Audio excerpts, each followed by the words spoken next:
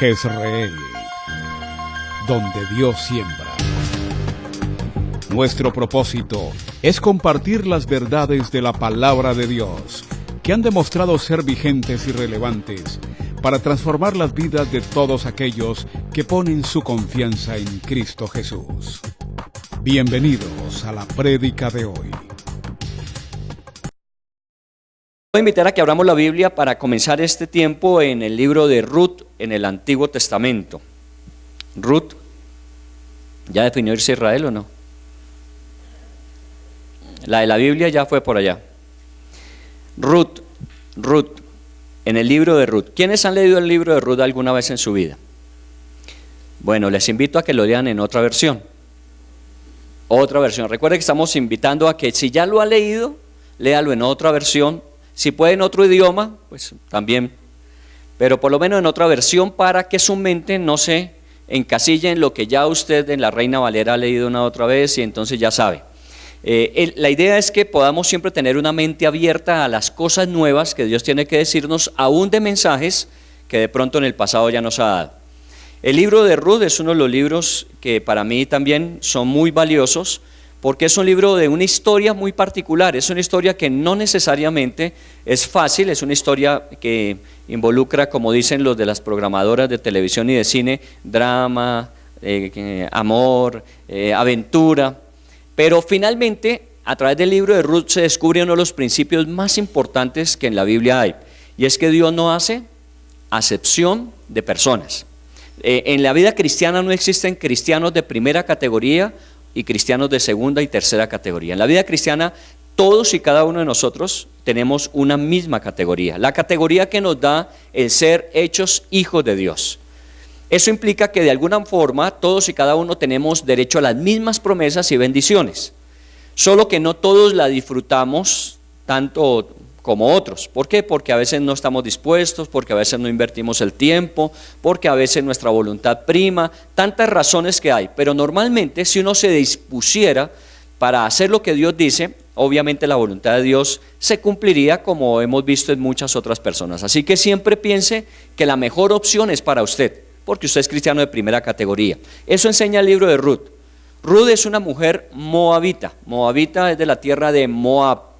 Y en alguna oportunidad les presentaba el mapa donde Moab está en el costado oriental del Mar Muerto. Para aquellos que van a asistir a Tierra Santa, uno de los lugares que se visita es el Mar Muerto, que es el límite natural con Jordania al otro lado del Mar Muerto. Esa es la región de Jordania. En esa región que hoy es Jordania, en esa región habitaban los descendientes de Lot, que se llamaban los moabitas. Ruth es una mujer moabita, no es una mujer judía o israelita.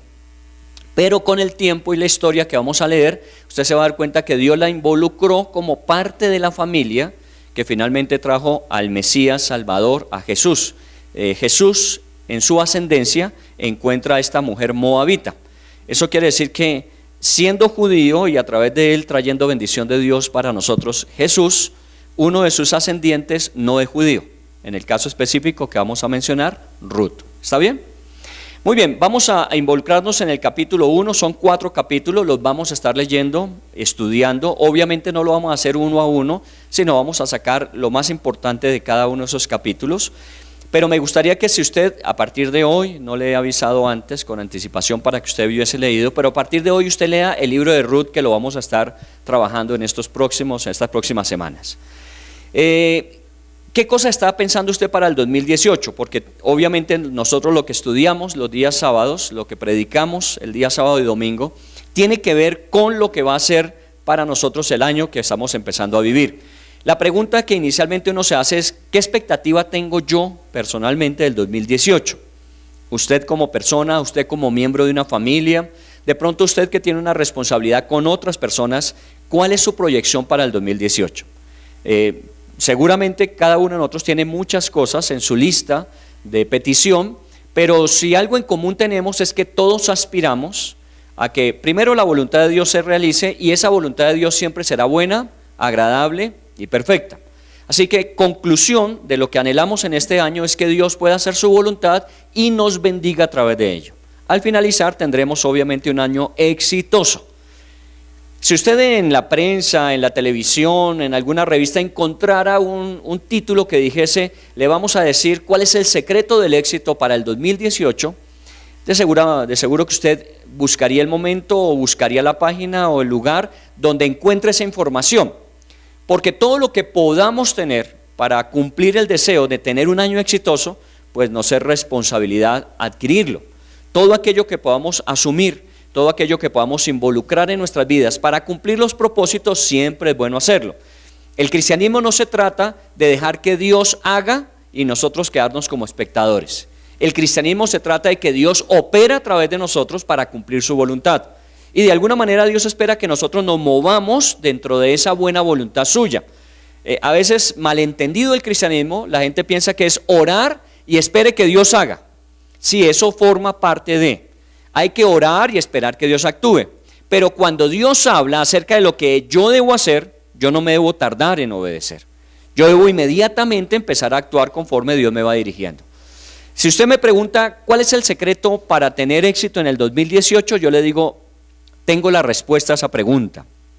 Y es una respuesta que puede ser muy general, pero sigue siendo muy vigente. Todo depende de la actitud de corazón con que usted asuma este año. Todo depende de la actitud de corazón.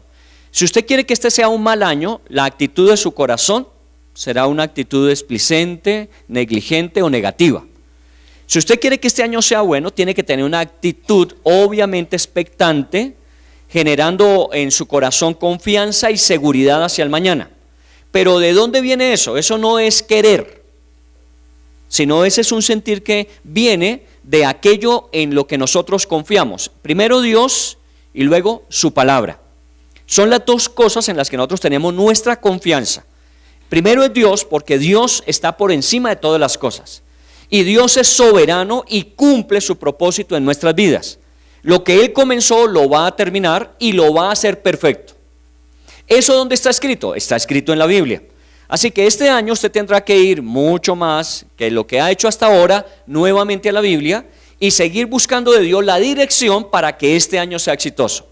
Eso le va a mantener una actitud de corazón correspondiente a la buena voluntad agradable y perfecta que Dios va a desarrollar. Así que todo el secreto está en cuide su corazón. El libro de Proverbios dice sobre toda cosa que guardes en la vida, guarda tu corazón porque de él mana la vida. Sobre toda cosa preciada que tengas, ten cuidado con la actitud con que asumes la vida. Ya desde ahora, estamos hablando de 12 días, 13 días de este mes, y la pregunta es, ¿y cuál es la actitud que en este momento tienes? Seguramente, porque estamos estrenando año, mes, la actitud es expectante, estamos llenos de energía, llenos de ilusiones, pero a lo mejor ya algunos empiezan a encontrar ciertos tropiezos en el camino, dificultades que no esperaban, y de pronto se empieza a achicar esa expectativa y termina teniendo una mala actitud de corazón, y esas malas actitudes generan malas respuestas. El libro de Ruth nos va a ayudar a tener la actitud adecuada que se necesita para que este año sea un año exitoso. Muy bien, vamos a introducirnos al libro de Ruth en el capítulo 1. Si usted comienza conmigo en el capítulo 1, dice, aconteció en los días que gobernaban los jueces, ¿cierto? Esa es la introducción para que estemos sintonizados. Esa es la introducción, es muy bueno. Ustedes ven que la mayoría de veces la Biblia nos ubica dentro de tiempos, dentro de lugares, dentro de personajes, para que nosotros contextualicemos la palabra de Dios. Quiere decir que en esa época, en la época de los jueces, se llevó a cabo esta historia. Esta historia es una historia muy antigua, más o menos estamos hablando del año 1400 antes de Cristo. Es una época que precede la que se llama monarquía en Israel. Para nosotros, los que estudiamos la Biblia, los que de alguna manera estamos interesados en conocer tanto el Antiguo como el Nuevo Testamento, encontramos que en el Antiguo Testamento la época más floreciente de Israel de pronto fue la monarquía. Monarquía con Saúl, David, Salomón y después los reyes y aún la división del reino de Israel. Todo eso es lo más conocedor que nosotros podemos tener. Pero antes de ese periodo hubo uno que fue difícil, la época de los jueces. Si usted revisa el libro de los jueces, que también está ahí en el Antiguo Testamento, usted encuentra que la descripción de ese tiempo es cada uno hacía lo que bien le parecía. Usted ya lo sabe y lo conoce. Eso quiere decir que era una época donde difícilmente se tenía en cuenta a Dios, sino que cada cual hacía como mejor le parecía. Y esto no quiere decir que todos estaban pensando necesariamente en hacer cosas malas. Porque cuando uno plantea esto, la gente dice, entonces eran impíos, eran pecadores que solamente querían pecar. No, porque no necesariamente hacer lo que a uno le parece o cree es necesariamente hacer cosas malas. Usted puede tomar decisiones, y son decisiones que de alguna manera pueden beneficiarle a usted, a su familia y a otros, pero no ser necesariamente esa decisión lo que Dios quería para su vida. ¿Me entiende la idea? Porque es fácil decir, bueno, si yo voy a matar, pues no es la voluntad de Dios y seguramente eso va a acarrear un daño en mí y en otros. Pero cuando usted dice, voy a hacer un negocio y voy a invertir y voy a hacer este trabajo y voy a realizar este viaje y cosas como esas, pues eso no le afecta mayormente a nadie. Al contrario, de pronto para usted o para otro sea un beneficio. Pero la pregunta es, ¿y eso era lo que Dios realmente quería? Porque somos responsables de hacer lo malo. Eso lo llama la Biblia pecado y somos llamados a confesarlo. Pero también somos responsables de hacer lo bueno. Y lo bueno es hacer lo que Dios quiere, no solamente lo que nos parece mejor. Entonces, cuando en la época de los jueces, cada uno hacía como bien le parecía, algunos hacían cosas malas. De pronto la gran mayoría hacía cosas malas, pero había gente que hacía cosas buenas. Si no, ¿de dónde salen los jueces? Se llama así porque salieron jueces, personas que Dios usó para traerle bendición a su nación en una época difícil. Débora, Barak, Sansón, todos ellos fueron hombres que en medio de una época difícil quisieron hacer cosas buenas y fueron dirigidos por Dios para que esas cosas buenas beneficiaran a otros. Muy bien, entonces en esa época es la historia de Ruth. Obviamente sería ideal que se mencionara en el libro de los jueces. Si es en la época en que gobernaban los jueces, sería muy bueno que estuviese la vida de Ruth incluida en la historia de los jueces. Pero encontramos que en la Biblia hay un libro que se llama Ruth, dedicado, uno de los dos únicos, a una mujer. ¿El otro cuál es? Esther. Son los dos únicos libros que llevan nombre de mujer en la Biblia, Ruth y Esther.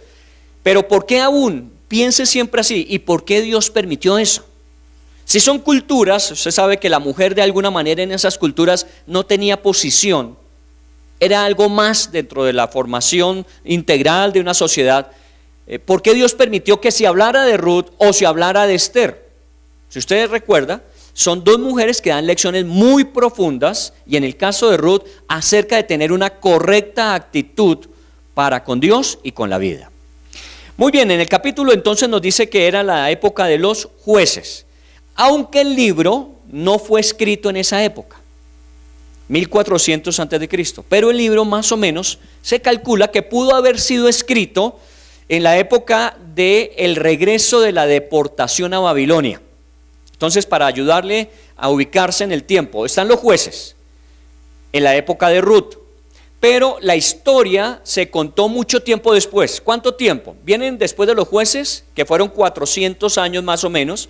Vienen los reyes, David, Salomón, los más grandes reyes, todos los demás reyes del norte, del sur. Y Dios había advertido que si Israel no obedecía a Dios, Dios iba a permitir que fueran en esclavitud. El reino del norte fue a Babilonia, el reino del sur fue a Siria. Así que cuando llegó la esclavitud, estamos hablando de mucho tiempo después de los jueces, ellos estuvieron 70 años en Babilonia esclavos.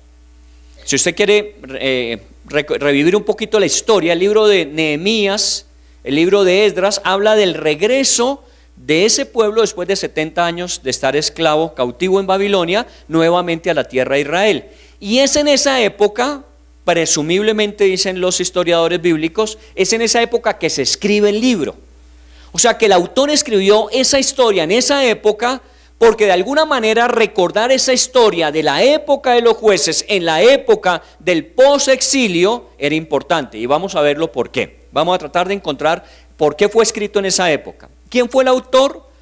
Se desconoce. Como en el caso que vimos de Hebreos, no sabemos quién es el autor específico, se desconoce, pero lo que sí sabemos es que el autor, cuando contó la historia de Ruth, quiso recordar algo que Israel no puede olvidar. Para sintonizarnos un poquito, Cuando regresan de Babilonia a la tierra de Israel, después de la cautividad, 70 años, encontraron que los que se habían quedado allí, que no habían sido llevados cautivos, aunque seguían siendo siervos y esclavos, pero no habían sido llevados a Babilonia, los que se habían quedado allí se habían empezado a casar con personas de otras naciones. Y usted sabe que una de las advertencias más fuertes de Dios para Israel en el Antiguo Testamento es que ellos no debían unirse en vínculos con otras naciones. ¿Por qué? Porque obviamente esas naciones tenían sus propios dioses y la advertencia de Dios es que ellos no cambiaran su adoración al único y verdadero Dios por otros dioses. A Salomón le pasó. La decadencia de Salomón vino cuando empezó a casarse con tantas mujeres y tantas mujeres empezaron a incluir sus dioses en la adoración de Salomón. Recuerda que la Biblia dice que él no fue perfecto en su corazón para con Dios al final. Él permitió que sus esposas plantaran templos para adorar a sus dioses en la tierra de Israel. Imagínense esa afrenta para el Señor. Eso era lo que Dios no quería que sucediera de nuevo. Así que cuando viene Nehemías, después de la cautividad, él empieza a ser muy riguroso con esto y empieza a exigir que el pueblo de Israel se case con gente que tenga la misma cultura espiritual, o sea, que tengan la misma adoración al Dios verdadero. Y eso es bueno. Usted sabe que es uno de los temas que en las iglesias manejamos mucho con respecto a los solteros, sobre todo. Cuando decimos un soltero, cuando se vaya a casar, procure que la persona con la que se vaya a casar sea creyente. Crea en el Señor. ¿Por qué? Porque eso va a facilitar muchas cosas. No es que usted quede desahuciado o desahuciada espiritualmente para la eternidad si se casa con una persona que no es cristiana. Pero sí, de alguna manera va a ser difícil la convivencia, porque van a tener que compartir dos cosmovisiones de la vida, dos formas de ver la vida y tratar de llegar a acuerdos para que se sientan mutuamente beneficiados. Ninguno de los dos va a tratar de imponer su único criterio, pero sería más fácil si el criterio que tenemos los dos es el mismo, ¿o no? ¿Andarán dos juntos si no estuvieran de acuerdo? Si estamos de acuerdo, pues no vamos a tener problema. Yo con mi esposa no tengo problemas porque normalmente lo que ella cree es lo que yo creo. Y normalmente mis decisiones fundamentadas en lo que yo creo son compartidas por ella porque ella cree lo mismo. Pero si mi esposa no fuese cristiana, tendría que darle lugar a que ella dijera, mire, es que yo no creo como usted cree. Y no es que esté malo, sino que tendríamos que hacer el ajuste propio de eso. Pero a veces cuando tenemos esa filosofía, entramos en un problema que vale la pena corregir. Y es que creemos que Dios nos dice, cásese con otros cristianos. En el caso de Israel con judíos, en el caso nuestro con cristianos, si es de la iglesia o si son otros cristianos de otras iglesias, ojalá que se casen entre cristianos, es porque los cristianos somos los buenos. Todos los demás son malos. Entonces cuando llega un hijo a la casa a presentarle al papá que es cristiano, a la mamá que es cristiana, a una novia que es no cristiana, lo primero que le dice de la suegra a la futura nuera que es, no, mijita, pero usted tiene que hacerse cristiana porque si no está condenada. Imagínese el recibimiento. Yo así, aunque quisiera, no soy mujer, pero digo que aunque quisiera de pronto conocer un poco más de Dios, con esa introducción, créanme que lo que genera es una reacción. En la iglesia hemos tenido personas que han decidido casarse con personas que no comparten la fe cristiana, pero creemos que no son malas personas, son buenas personas. Y son personas que valen la pena. Aquí voy a tirar una piedra, los solteros pónganse en casco. A veces nuestras solteras escogen personas no cristianas porque son más seguras. A que le caiga la piedra. Usted me dirá, pero ¿cómo va a atreverse a decir en una iglesia que un no cristiano es más seguro que un cristiano? Sí. ¿Sabe por qué? Porque a veces el no cristiano en lo único que confía es en él. ¿O no? Y entonces como solamente confía en él, él actúa como si de todo dependiera de él. Y se arriesga y se lanza y a veces para las mujeres eso es muy importante, saber que hay un hombre que al menos tiene seguridad. No podemos decir que sea un hombre que todo lo sabe, que todo lo puede, que todo lo conoce, no necesariamente, pero al menos está seguro de qué es lo que quiere en la vida. A veces los cristianos, perdónenme los solteros, y si no vuelven, los iré a buscar. Pero a veces los solteros son, ¿y será que es de Dios? ¿Será que no es de Dios? Es que yo quiero hacer la voluntad perfecta de Dios. Así le va a llegar el arrebatamiento y va a quedarse soltero toda la vida. Sí, todos queremos hacer la voluntad de Dios, pero tenemos que arriesgarnos a casar con personas que no son perfectas, cristianas o no cristianas. Ahora, si no es una persona que comparte nuestra fe en Cristo, nuestra primera intención es que conozcan del Señor. Y créanme que cuando yo conozco personas no cristianas que están interesados en casarse con personas cristianas, mi más grande anhelo es que conozcan al Señor, no que vengan a la iglesia. No es que vengan a la iglesia, sino que conozcan al Señor. Porque una vez que conozcan al Señor, créanme que el venir a la iglesia es cuestión de tiempo, ¿o no? Si a uno le gusta, pues uno lo busca, ¿o no? Pero que conozcan al Señor. Muy bien, esa era la advertencia. Ojalá que sean personas que desde el principio tengan la misma sintonía, pero ¿qué tal que no? ¿Qué tal que no? En las sociedades. Hablemos ya no del campo emocional para que no se sientan más afectados los solteros, dejémoslos descansar. Hablemos de los empresarios, de los emprendedores que quieren hacer negocio. Obviamente muchas veces tenemos que aliarnos, hacer alianzas que se llaman sociedades para fortalecernos y hacer un proyecto comercial. ¿Con quién quisiéramos hacer ese tipo de sociedades o alianzas? Con gente cristiana. Uno dice, bueno, si son cristianos y si creen como yo creo y si aplican lo que la Biblia enseña como yo lo he vivido, lo he aprendido, pues obviamente nos tiene que ir bien. Sí, yo sí estoy seguro de eso.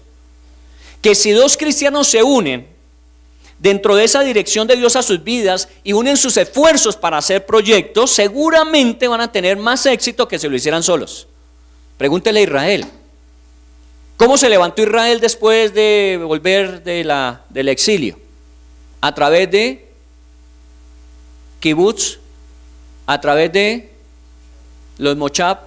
¿Qué era?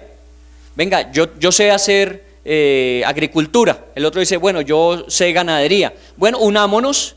Usted se dedica a la agricultura, yo me dedico a la ganadería. Usted me da productos del campo, yo le doy leche, le doy carne, le doy derivados de... Y entre los dos nos vamos ayudando. Eso fue lo que hizo que Israel surgiera. Porque tenían ¿qué? La misma convicción. Dios los había regresado a su tierra y Dios les había dado promesa de que su tierra les daría todo lo que necesitaran. El 75% de la tierra que recibieron en el año 1945 los judíos, el 75% eran pantanos no productivos. Hoy el 100%, bueno, no digamos que el 100% para ser exagerados, pero el 99% es productivo. Porque aún en Mar Muerto, con lo muerto que es productivo. ¿Por qué? Porque se unieron. El problema es que uno se sostenga que no solamente es lo que yo creo, sino lo que yo hago. Muchos cristianos creen en lo que la Biblia dice, pero no hacen lo que la Biblia dice. Cuando a mí una persona me dice, mire, es que yo quisiera de pronto explorar con otro compañero de la iglesia un proyecto comercial, bueno, reunámonos y pongamos las cosas en claro desde el principio. Sé que si se pueden unir esfuerzos para lograr objetivos, los resultados pueden ser mayor, porque la Biblia dice mejor son dos que uno solo. Pero la condición que se debe dar es que sean mutuamente responsables delante de Dios y del otro. Mutuamente responsables. El problema es cuando no lo somos. Cuando empezamos a pensar como el otro es cristiano tiene que aguantarme, como es cristiano tiene que perdonarme, como es cristiano tiene que entender, ahí la embarramos. Bueno, tratamos al máximo de que se hagan las cosas. Yo sí creo que es posible. Hay iglesias que determinaron y lo deciden y lo promulgan, es no se permite hacer negocios entre miembros de la iglesia. Es respetable, porque es una manera de cuidar que por esos negocios que a veces mal manejamos de forma responsable, terminamos volviéndonos enemigos siendo hermanos. Y fuera de eso, para no vernos, entonces no asistimos a la iglesia, imagínense. ¿Qué culpa tiene Dios? de decisiones que hemos tomado que no hemos sido responsables para asumir los compromisos. Pero yo sí creo que es posible, solo que ojalá consulte antes de tomar esas decisiones. Porque muchas veces ya me consultan cuando se han tomado las decisiones, cuando se han hecho las cosas y al final, mire, es que pasó, que sucedió, que tratemos de hacer de aquí en adelante las cosas bien hechas. Y eso implica, tratemos de que si hubo una afectación sea lo mínimo posible, pero el aprendizaje sea el máximo posible. Entiéndame eso. Yo no le digo a una persona que de pronto ha tenido una experiencia negativa y que no fue la mejor, que dijera, mire, es que de aquí en adelante con cristianos no se puede. No, sí se puede. Solo que haga correctivos sobre lo que falló la primera vez o no. Y si no se puede hacer y si no puede encontrar a alguien que lo haga, pues no hagas negocios con cristianos. De pronto hay gente no cristiana mucho más responsable, ¿o no? Qué pena si me excomulgan. Yo a Dios gracias tengo seguridad de salvación, pero qué pena si me excomulgan y dicen, es que usted dice eso. Sí digo eso, porque yo lo he visto. Hay gente no cristiana mucho más responsable que muchos cristianos, porque a veces es cristianos que saben, pero no hacen lo que saben. Si hiciéramos lo que la Biblia dice, obviamente nosotros tendríamos una ventaja adicional que ellos no tienen. Y eso es lo que Dios quería con el respecto a Israel. Únanse con aquellos que tienen la misma fe, pero asuman cumplir con todo lo que la ley dice para ustedes. Pero mire qué sucedió en el caso de Ruth. Ruth, no siendo judía, formó parte del pueblo de Dios. En esa época en que gobernaban los jueces, voy a continuar en el versículo 1, dice que hubo hambre en la tierra. ¿Eso es raro? No, no es raro. Mire, no se le haga extraño. Mejor dicho, perdóneme si yo insisto en lo que siempre he creído. Bueno, no lo sé desde que nací, téngalo por seguro.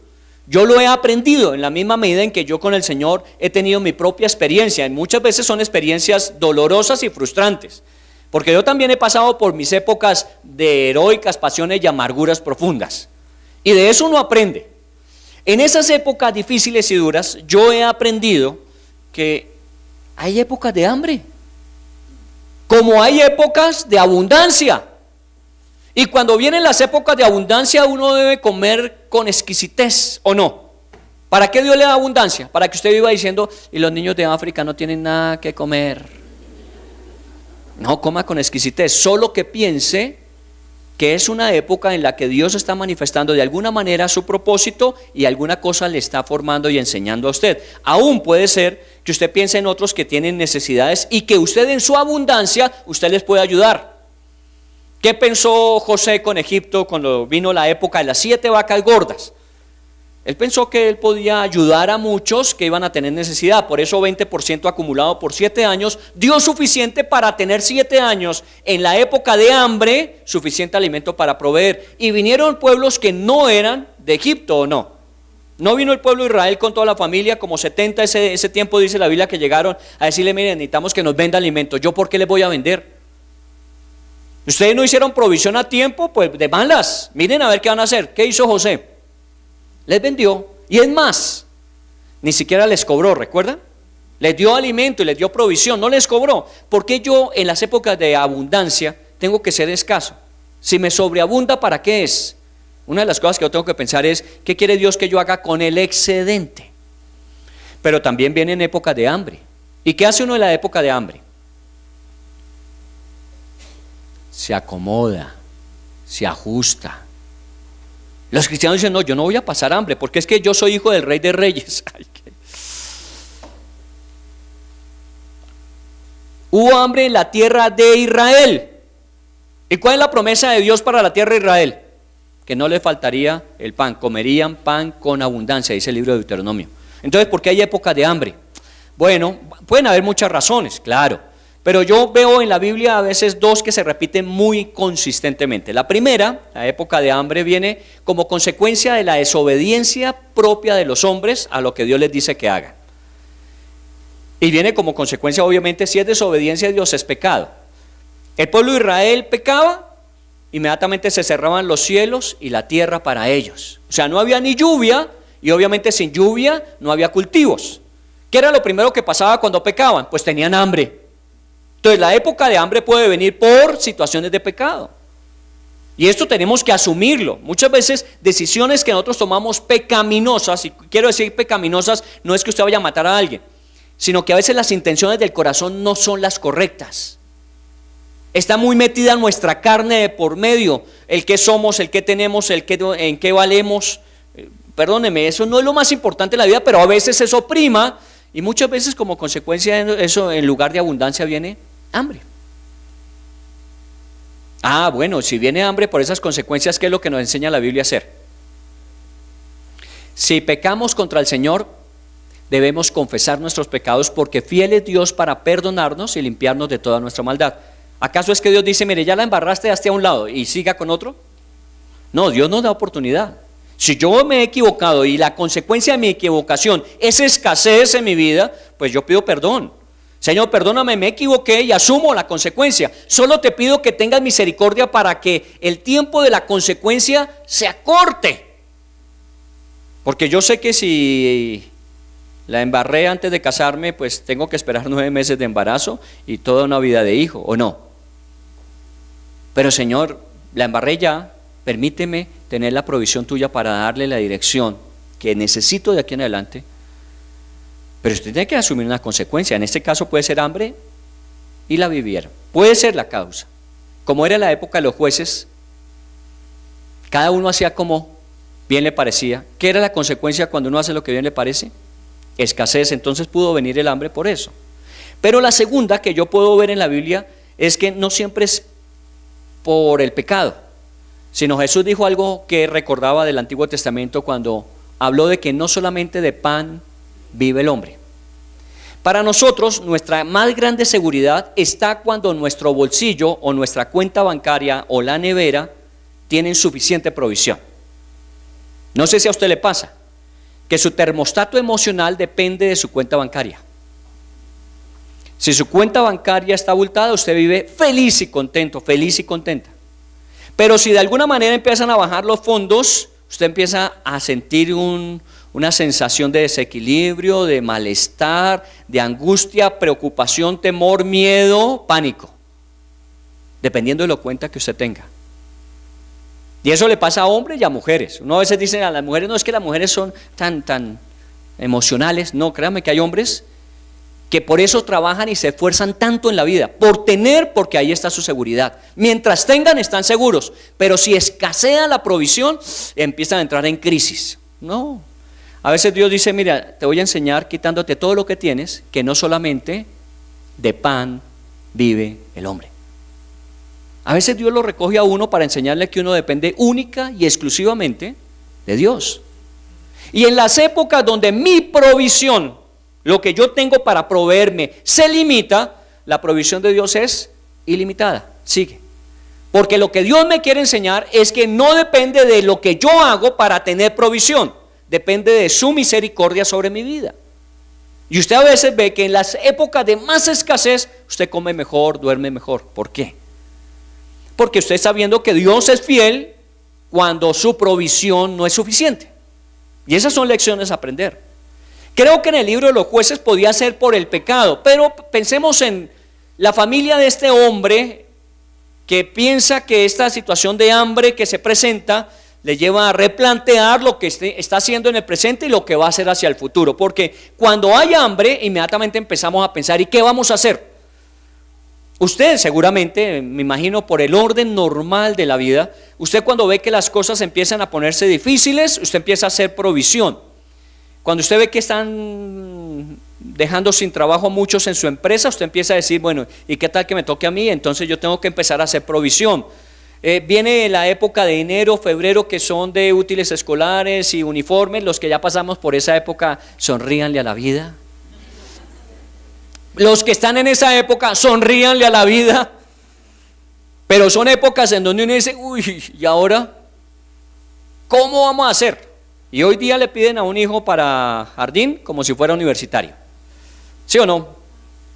Pues sonríanle a la vida, de todas maneras va a haber provisión, pero esta época es una época donde uno en diciembre debería decir, vamos a apartar de una vez lo de útiles escolares, lo de uniformes, dejemos eso listo y nos gastamos el resto con toda confianza.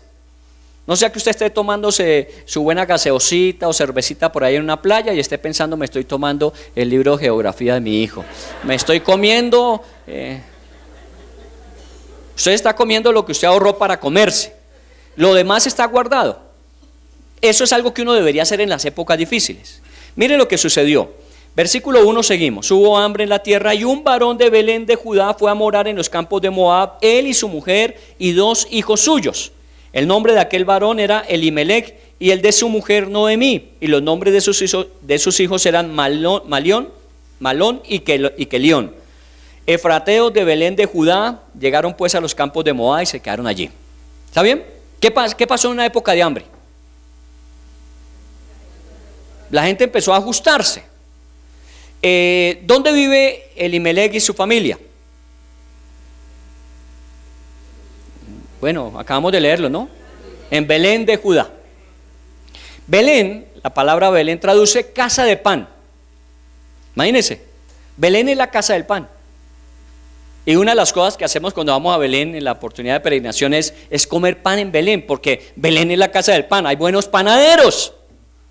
Pero el nombre ya nos dice de por sí que es una tierra próspera, que es una tierra donde hay pan. Otros traducen tierra de casa de carne, puede no solamente de pan sino de otras cosas. Bueno, pero no solo de pan vive el hombre, entonces también incluye verduras, carnecita, vámonos por los dos lados, ¿está bien? Entonces es una tierra próspera, pero en la tierra de pan, en la tierra de prosperidad hubo hambre. ¿Me entiende? Aún en la mejor economía del mundo hay crisis. Aún en los lugares más exóticos del mundo hay necesidades.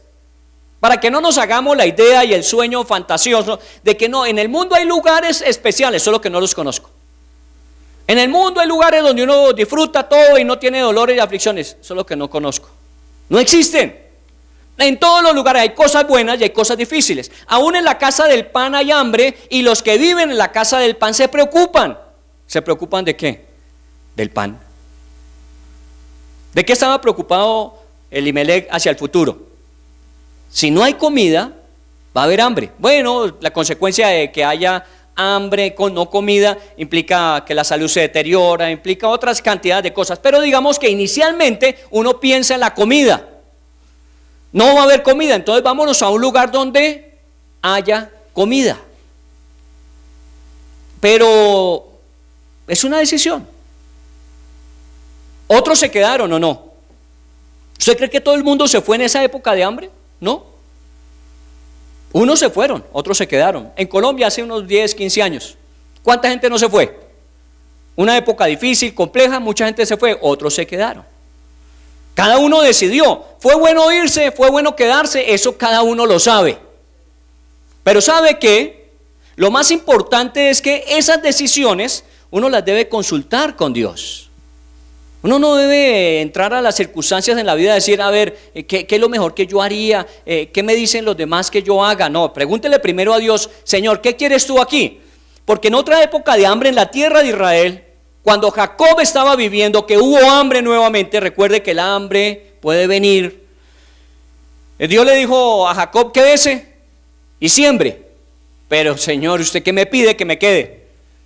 No ve que no hay lluvias, si no hay lluvias, lo que se siembre se pierde, quédese y siembre. Bueno, porque usted lo dice. Pero si fuera por mí me iría. No, quédese. Se quedó, sembró, sus semillas dieron al 100%, en época de hambre. ¿Dependía de la lluvia? ¿Dependía de la tierra? No, dependía de Dios. Por eso las decisiones tienen que ser consultas con Dios. Y nosotros como cristianos es lo primero que decimos, siempre dígale a Dios de sus cosas. Sí, siempre le decimos después de haber tomado decisiones. No, siempre dígale antes de tomar decisiones. ¿Qué le parece a Él? Usted opina, usted piensa, usted creería, pero ¿qué piensa Él? Ahora, no espere que se prenda un bombillo que le diga respuesta. Te quedas. Otro bombillo que se prenda y diga no, te vas. A veces nosotros vivimos así, por eso digo que a veces los cristianos nos quedamos medio empantanados en muchas cosas. Porque a veces no hay una respuesta específica, directa, audible, clara, precisa de Dios que nos diga quédese o váyase, y empezamos a entrar en ¿qué hacemos? Entonces, como no sabemos si es la voluntad de Dios, mejor no hacemos nada. Pero si Dios quería que se fuera, es que es el problema. Yo lo entiendo, porque yo también lo he vivido, yo lo estoy viviendo. Cuando nos metemos a hacer modificaciones en la casa y las que pensamos en el futuro para un mejor ministerio, pues obviamente uno se pone a pensar, Señor, dinos si tumbamos esa pared o no la tumbamos.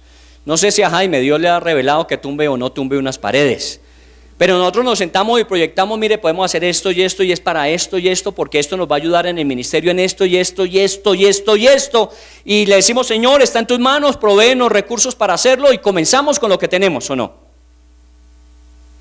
Pero que usted me diga, ¿es que Dios le dijo qué hacer? No necesariamente y específicamente. Pero mi intención en todo esto es hacer que el ministerio sea más funcional para cumplir nuestro objetivo. ¿Cuál es nuestro objetivo como iglesia? Estoy hablando ya muy localmente.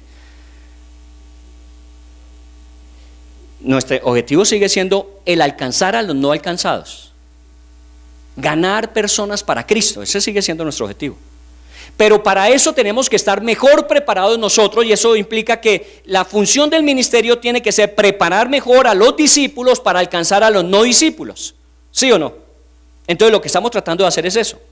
Este año vamos a comenzar con un devocional, cada día 5 minutos, usted lo va a escuchar, algo que nos ayude. Vamos a estar tomando la porción del estudio del fin de semana y lo vamos a estar dando en cápsulas durante los 5 días, afirmando lo que leímos y estudiamos el fin de semana anterior.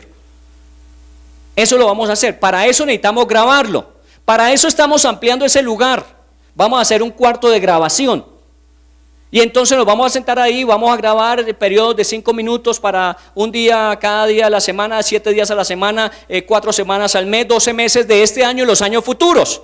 Para que usted y yo no solamente leamos y escuchemos el sábado o domingo la prédica, sino que el lunes, el martes, el miércoles, el jueves, el viernes y el sábado estemos recordando lo que estudiamos.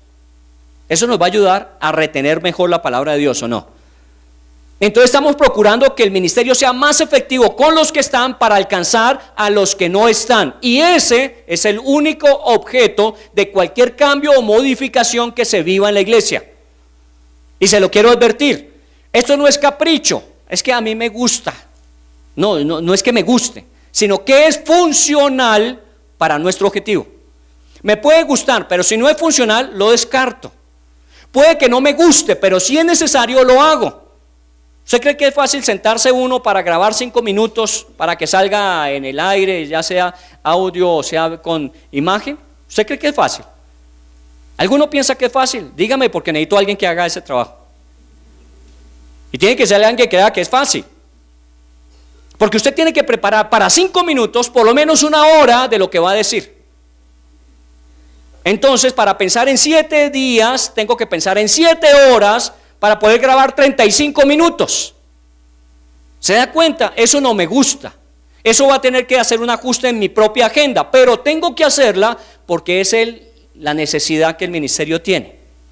¿Eso va a ayudar al ministerio? Bueno, uno lo piensa y uno le pide dirección a Dios y uno, conforme a principios, empieza a actuar. Yo hubiese querido cambiar ya toda la iglesia, pero no tengo en ese momento los recursos para hacerlo. Irresponsable sería que yo me metiera a hacer algo cuando no tengo la seguridad y certeza de que voy a terminarlo, porque la Biblia me dice, ninguno comienza una torre sin estar seguro que la puede terminar. ¿Me entiende la idea? Yo no necesito que Dios me hable al oído para saber eso, ya me lo ha dicho, está aquí, y yo simplemente lo creo y actúo conforme a ello. Entonces, a veces no es fácil entender si me debo quedar, si me debo ir. Elimelech seguramente le dijo, Dios, ¿qué hago? Y él decidió irse. Dice que se fue con su esposa, sus 2 hijos, era toda su familia. Y según lo que leemos más adelante en el versículo 20, adelante en el capítulo 1, versículo 20, ¿cómo se fueron? Cuando se fueron en la época de hambre de Israel hacia Moab.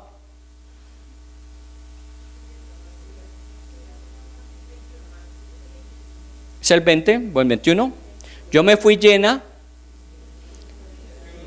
21, yo me fui llena, pero ahora me he vuelto con las manos vacías. ¿Cómo se fue? Ella se fue llena. Perdóneme, Elimelec no se fue cuando ya no tenían que comer. Elimelec se fue cuando tenía una provisión, pero él dijo, si las cosas siguen como están y si yo me sigo gastando lo poco que tengo, en un tiempo ya no voy a tener lo que tengo y ahí sí voy a pasar hambre. Entonces, antes de que empiece a pasar hambre, más bien cojo lo que tengo, me lo llevo y lo invierto en otra parte, ¿o no? Está pensando antes de, porque se fueron con las manos llenas. No estoy hablando de una familia desplazada, estoy hablando de una decisión pensada, programada y decidida en familia. Eso fue lo que ellos hicieron. Y seguramente su esposa de pronto estuvo o no estuvo de acuerdo, pero aceptó, ¿o no? Sus hijos estuvieron pues de acuerdo o no, pero aceptaron y todos se fueron a Moab. Entonces yo quiero que usted entienda que a veces nos mueven mucho los temores. A nosotros nos mueven mucho los temores. ¿Por qué la gente invierte o no invierte en el país? A veces es por puro temor, por puro miedo. Hay otros que sienten confianza, invierten. En estos días alguien me dijo, mire, es que ya hoy día se ve como un espíritu más de confianza, hay más expectativa, entonces la gente está invirtiendo, está soltando. En otras épocas decimos, no, la gente está desconfiada, no sabemos qué va a pasar, elecciones, uno se mueve mucho por los temores. Y en la Biblia usted sabe que los temores son muy peligrosos. Cuando los temores se vuelven enfermizos, nos llevan a tomar malas decisiones. Yo creo que hay miedos que son especulativos. Empezamos a ver el futuro y lo especulamos, pero con temor. Yo veo el futuro y yo lo especulo, porque yo no he vivido el futuro, yo especulo el futuro. Yo hablo del futuro porque no lo haya vivido, pero hablo conforme lo que me dice este libro. ¿Y sabe cómo hablo del futuro? No con temor. Yo hablo con confianza del futuro. Para mí el futuro tiene confianza. ¿Sabe por qué? Porque el futuro tiene a alguien que lo sabe, lo conoce y lo maneja. Y en este libro de Ruth le voy a mostrar cómo Dios maneja el futuro cientos y miles de años antes de lo que usted se imagina. O sea, Dios está haciendo hoy algo en su vida, en sus circunstancias, que le van a afectar a usted dentro de 5, 10, 15 o 20 años de forma muy positiva. Usted de pronto me dirá, pero ni siquiera yo sé que, pues es precisamente que usted no es Dios. Si usted fuera Dios, sabría qué, pero como Dios es Dios, Él sí sabe qué hacer hoy que dentro de 20 años a usted le va a beneficiar, o qué no hacer hoy que en 20 años le podría perjudicar. Por eso es sabio preguntarle a Dios. Nosotros a veces decidimos según nuestra especulación y decimos nos va a ir mejor y está limitado, supeditado a... Otros dicen, no, nos puede ir mal y más bien entonces enterremos el talento y no hagamos nada. ¿Recuerdan? Miedos, temores. Yo me imagino que se fueron con expectativa. Aún la seguridad de que, si usted fuera una familia como esas, me pongo en el caso de Elimelec, yo tengo una pequeña fortuna todavía, manos llenas, tengo una pequeña fortuna, digo, bueno, aquí se pusieron las cosas difíciles, me voy a otro país donde vea que haya oportunidad de invertir. Yo voy allá y empiezo a trabajar, a invertir. Y si yo veo que efectivamente esto poco que yo llevaba empieza a multiplicarse, yo me quedo. Pero si yo veo que en lugar de que esto se multiplique, se escasee, ¿qué hago? Lo más sensato es, ¿sabe qué? Volvámonos. ¿Sabe por qué? Porque al menos aquí es mi tierra. ¿Usted no sabe la diferencia que hay de estar en su tierra a no estar en su tierra? Pregúntemelo. Yo tengo familia en muchas partes. Y no es lo mismo estar uno en su tierra que estar fuera de su tierra. Y yo no tengo problema. Yo las únicas palabras que sé son I'm sorry y thank you. Y con eso me defiendo en Estados Unidos. ¿Cierto? Porque cuando usted la embarra, usted dice I'm sorry. Es lo único que sé. O cuando lo hace bien y le dan felicitaciones, diga thank you. Pero yo vengo acá y hablo todo lo que no hablo afuera. Entonces, cuando usted va, invierte y no ve que usted se devuelve porque al menos acá es su tierra, es su cultura, es su gente, es lo que usted sabe, lo que usted conoce. Eso fue lo que hizo Elimelec. Tranquilo, no lo juzguemos. Es que a veces uno es muy crítico cuando no debe ser crítico. Simplemente es un personaje que a lo mejor hubiese hecho usted lo mismo que él. se fue con sus hijos y dice en el versículo 20, 21 que iban con las manos llenas, buscaron nuevos horizontes. Muy bien. Versículo 3. Hoy vamos a terminar. O sea que yo creo que el libro de Ruth se nos va a ir todo el 2018. Pero bueno, versículo 3. Y murió Elimelech, marido de Noemí, y quedó ella con sus 2 hijos. ¿En dónde murió? Moab. Imagínense, el esposo de pronto bien entusiasmado, había leído en el periódico que estaban haciendo buenas inversiones en Moab y él dijo, podemos ir a invertir allá, y se fue y empezaron a trabajar, y 1 o 2 años y el marido se murió. Toda la decisión estaba encaminada para bien. Y ahora con esto que sucede, que no está programado o estaba programado morirse a los 2 años. No estaba programado. Seguramente él dijo, mientras pase el mal tiempo invertimos, y si nos va bien nos quedamos, si no nos devolvemos. Pero es que uno no tiene el tiempo contado. Uno vive el día. Nosotros tenemos el hoy. Nosotros no tenemos más. Nosotros tenemos el ahora. Y sabemos que dependemos del Señor. Si Él tiene para otros meses y años más, amén. Si tiene solamente una semana más, también. Uno solamente tiene eso. Y se murió, como le pasa a todas las personas. ¿Estaba enfermo? ¿Fue a consecuencia del hambre que había? No, se murió.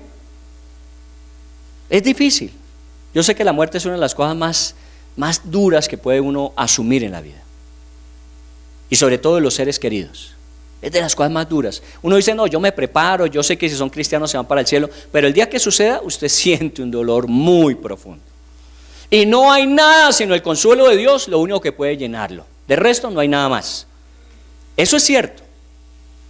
Pero ese dolor en una tierra que no es la suya, con una expectativa futura que estaba centrado en lo que él podía hacer con sus hijos, ¿eso se agudiza o no?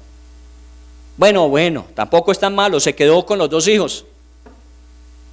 Se murió el pobre viejo, bueno, quedaron los 2 hijos, chéverísimo, qué bueno tener hijos. Y en esa época varones, recuerde que pues es una bendición porque son los productivos. A las mujeres las criaban, las engordaban y las vendían. ¿O no? Dele gracias a Dios que nació en esta época, que la dejaron elegir, que la dejaron escoger, pero en esa época no, la engordaban y la vendían, y por eso la dote que era, págueme lo que yo he invertido en la mujer, porque... Entonces los hijos eran los productivos, los varones eran los que producían. Bueno, se queda con 2 buenas fuentes de provisión, y efectivamente, me imagino que a la muerte del papá, los hijos ¿qué dicen? Tranquila mamá, aquí estamos nosotros, estoy pensando con fe. Todos los hijos son así, ¿cierto? Sí, todos son así. Todos se ponen al frente y dicen, mamá, tranquila, yo de aquí en adelante usted va a sentir que no le faltó nada.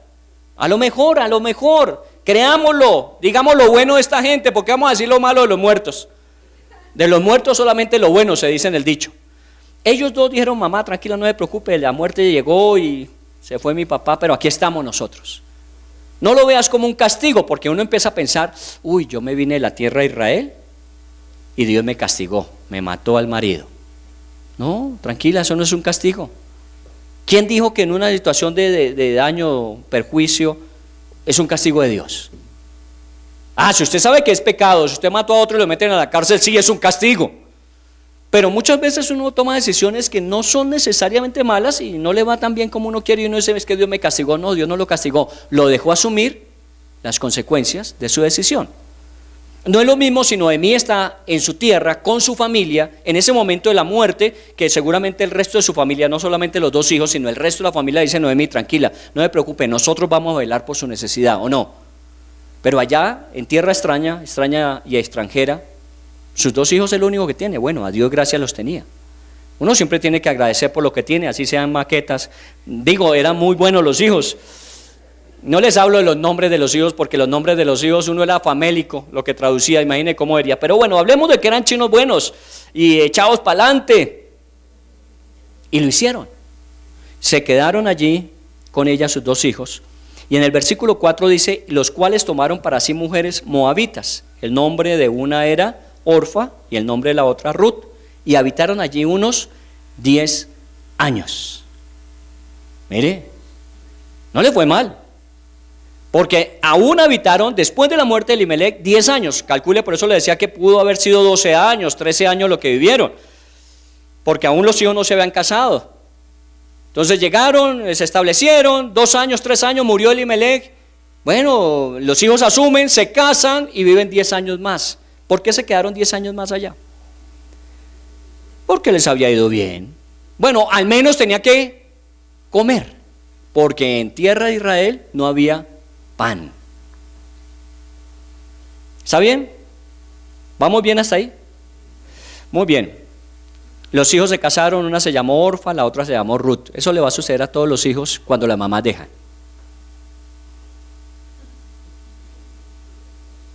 Sí, hay mamás que no dejan, aunque usted no lo crea.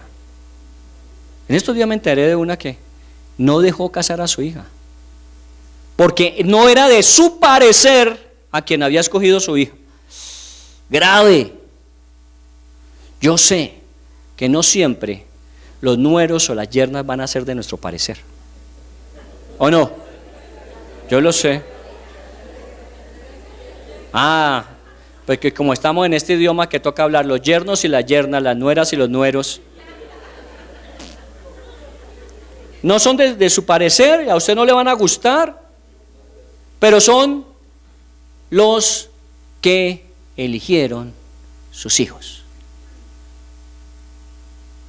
Y usted tiene que respetarlo, así no le guste.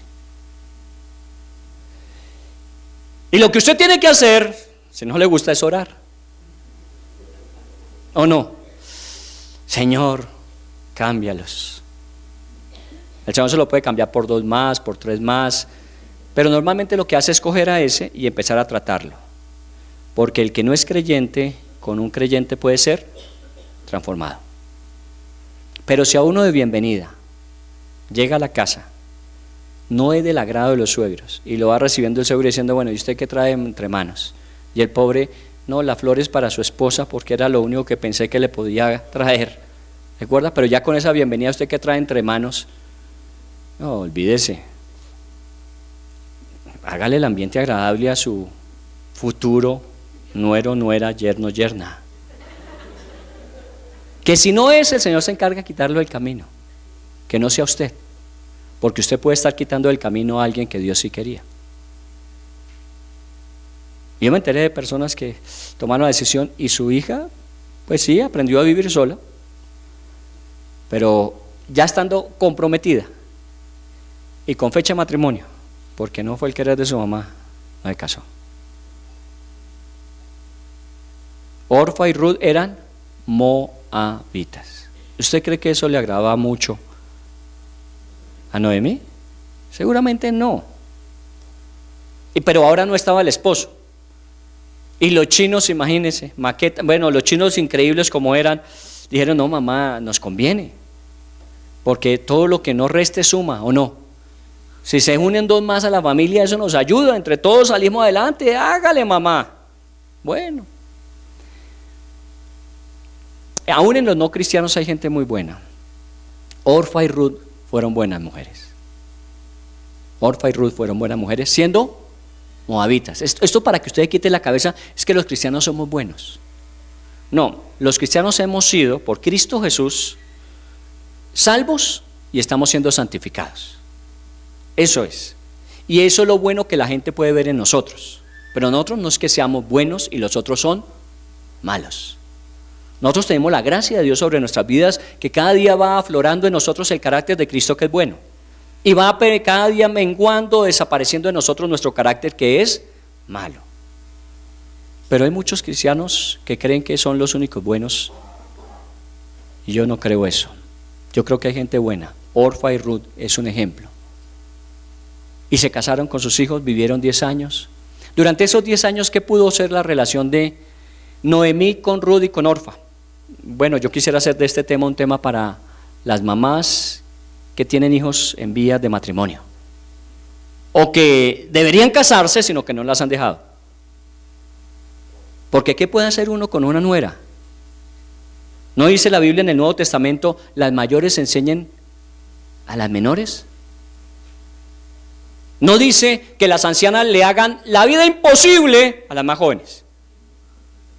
Que las suegras se la monten todo lo que pueden, las aburran, a ver si se van. No, no dice eso. Dice que las ancianas, las mayores, deben sentarse al lado y enseñarles a las más jóvenes, a las más jóvenes. Ese es uno de mis grandes anhelos en la iglesia. Y es que esas parejas mayores que ya han vivido la mayor parte del estadio de su vida, se puedan dedicar a sentarse con parejas más jóvenes a decirles: miren, nosotros vivimos esto, pasamos por esto, sufrimos esto, asumimos esto, decidimos sobre esto, perdimos aquí, ganamos allí, y el resumen de la vida en el Señor ahora es esta. Eso sería increíble. ¿Por qué las parejas jóvenes tienen que cometer los mismos errores de las parejas mayores? ¿Sabe por qué los cometen? Porque no hay quien les advierta. Y entonces cuando la embarran, ahí se aparecen los mayores. Si me hubiera preguntado, si me hubiera dicho, pues no espere que le pregunten. Usted tiene parejas jóvenes cerca, siéntese con ellos y dígale: mira, yo quisiera hablar, si te puedo ayudar, si en algún momento necesitas un consejo, yo quisiera estar allí, quiero ayudarte. Hoy día lo llaman los grandes empresarios, sobre todo dentro del contexto antioqueño, los capitales semilla. Gente que ya se pensionó, exitosa en la empresa. Y entonces con un capital se van a buscar una pareja joven, y dice: mire, yo quiero con este capital ayudarle a usted a emprender su futuro. ¿Qué más hace esa persona ya pensionada? Usted me diría: no, viajar, comer bien, rascarse la barriga, dormir hasta tarde, eso aburre con el tiempo. Haga eso un mes, 2 meses, de ese gusto, 6 meses, tome un año sabático. Pero después del año empieza a pensar que va a empezar a invertir en otros para el futuro, porque ahí es donde su vida tiene el más alto valor. Tiene años con experiencia, con formación, y su consejo se vuelve demasiado valioso, no lo desperdicie. Me imagino que durante ese tiempo Noemí, con sus 2 nueras, porque no tenía esposo, ¿qué hacía? Mientras sus hijos salían a trabajar, ¿qué hacía ella con las nueras? ¿Hacerles la vida imposible? No, sobra tiempo para eso. Deje de pelear con sus nueras, deje de pelear con sus yernos, varón. Más bien siéntese con ellos, charle, hable, piensen del futuro, hablen de los esfuerzos, de los sueños en conjunto que tenemos, salgan. Esta oportunidad, y les doy gracias por permitirme salir y estar con mi familia. Reunimos 23 miembros de 3 familias diferentes: boliviana, colombiana y finlandesa. Estuvimos reunidos con Juan, su esposa y su familia. Vinieron 5 de allá. Con José, su esposa, sus 2 hijos y su familia. Vinieron 6 de allá. Y nosotros estuvimos reunidos con nuestra familia, con Mónica, Hilda y yo, y pues la familia que tengo en Estados Unidos. En un momento determinado éramos 23 personas. Y ahí estaban mis 2 nueras por ahora, que sí eran. ¿Y qué hicimos? Disfrutar ese tiempo. Lo disfrutamos. ¿Lo repito? No. ¿Para qué les digo mentiras? ¿Usted cree que es fácil que a uno en un restaurante atiendan a 23 personas bien? Que se pueda mover uno con 23 personas para arriba y para abajo bien, necesita bus. Bueno, podemos estar juntos en lugares separados y hacer actividades en conjunto, no. Pero yo procuro eso, y mis hijos lo hacen. Este esfuerzo que hicimos con mis hijos fue eso. ¿Por qué no juntar la familia? ¿Por qué, aún siendo ellos jóvenes, sus familias, por qué no juntarnos? Somos 3 familias que ahora formamos una sola. Por ahí José hizo algo que me llamó la atención, me lo regaló y ya lo tengo en mi casa instalado. En una madera de reciclaje, a él le gusta trabajar con madera, no sé por qué, se llama Jesús carpintero, o yo que tengo máquinas, y entonces él pintó las 4 banderas que son nuestra familia: Colombia, Bolivia, Estados Unidos y Finlandia, porque tengo nietos gringos. Quiera o no, son gringos. ¿Me entiende? Esa es mi familia hoy día. Esa es mi familia. Y yo quiero seguir construyendo familia. Hoy ya somos la familia centrada como, ¿cuántos? 4, 7, 10. Ya nosotros. Posiblemente en el futuro seamos 15, 20, 30, sin contar ya los municipios aledaños. ¿Sabe qué es? Una tribu que va para ser nación, ¿o no?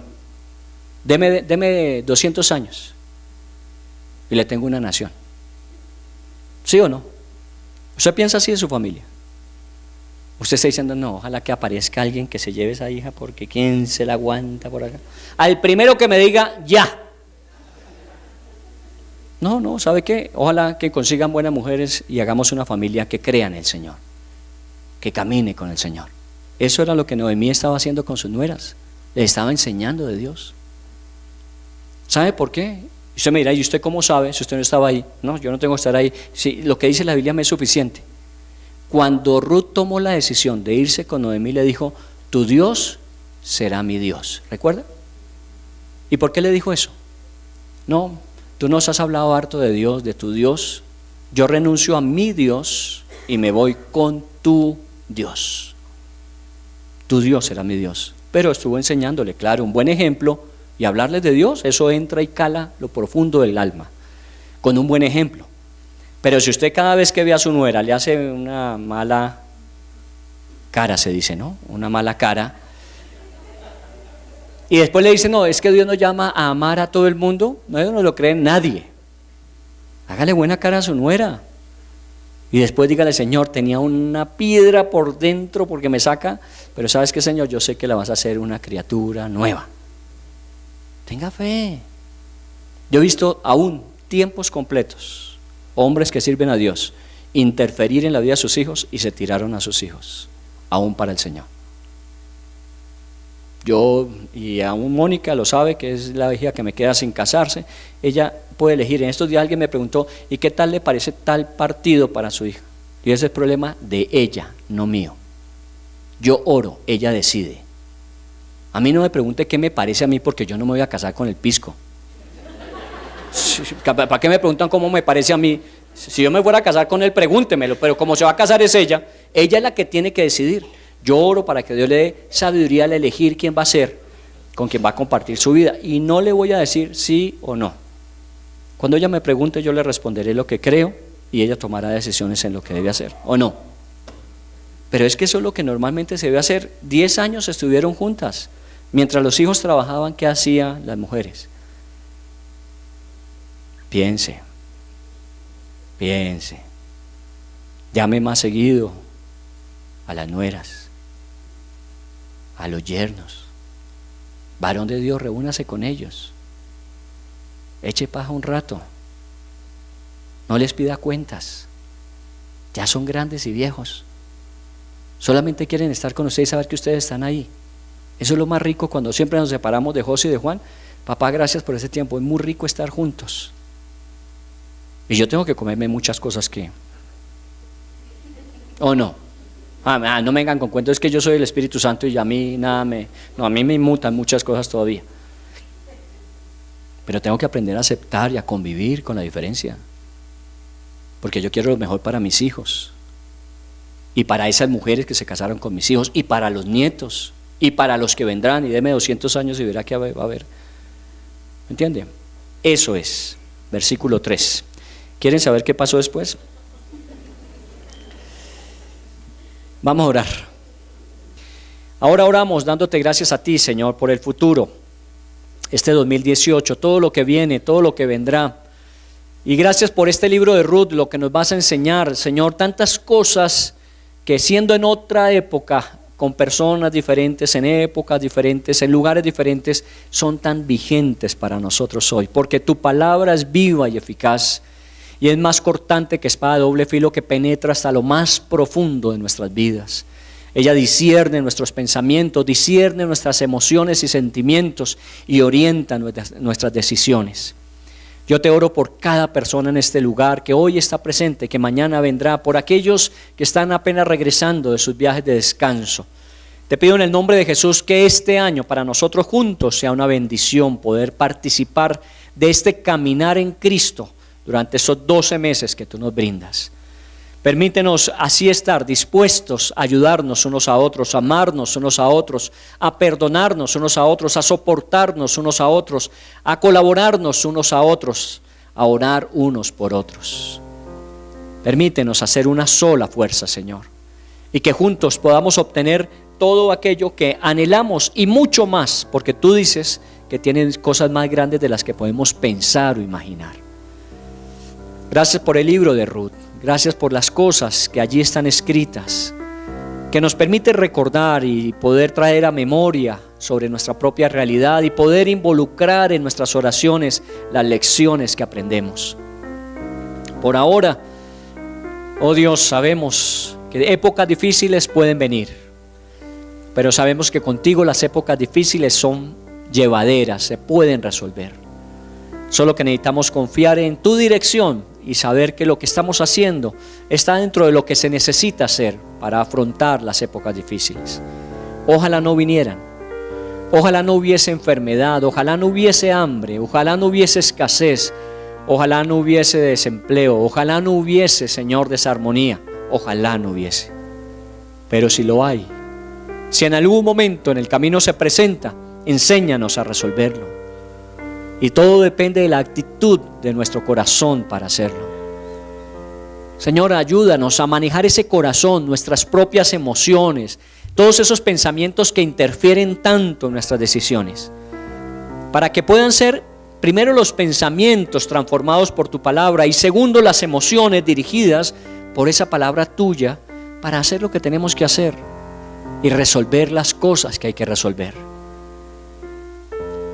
Yo oro cuando pienso en Jezreel, Señor, por una iglesia con un mejor mañana de lo que ha sido el pasado, por cada persona mejor de lo que hasta ahora ha vivido, mejor de lo que hasta ahora ha sido, mejor de lo que hasta ahora ha tenido.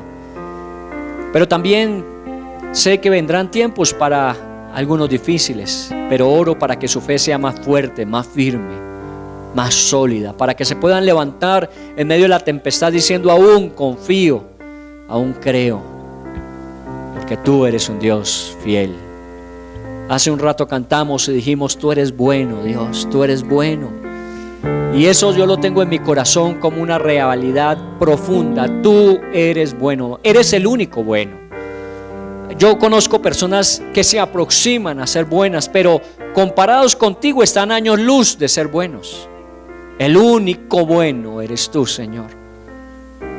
Y de ti es que dependo, y en ti es que confío, y de ti es que espero. Y así veo tu bendición sobre todas estas familias, Señor, porque tú eres bueno para ellos, para sus hijos, para los hijos de sus hijos, para las generaciones en el futuro. Dígaselo al Señor con todo su corazón. Tú eres bueno, no piense en otra cosa, solamente deje que ese pensamiento inunde todo su ser. Tú eres bueno, Señor. No hay más que decir, no hay más que cantar. Eso lo dice todo.